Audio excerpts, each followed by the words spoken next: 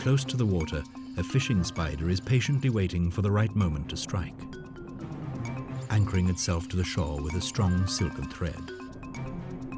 A small passing fish, thinking it has found a titbit, is drawn to the tips of the spider's legs. It's a death trap.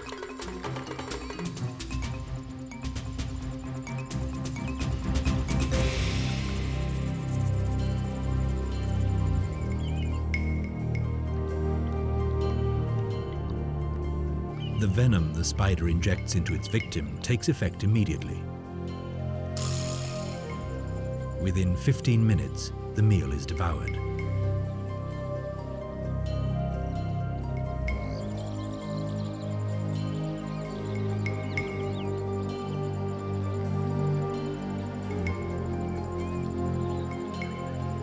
The fishing spider will eat anything it can overpower, including tadpoles, small frogs, and insects.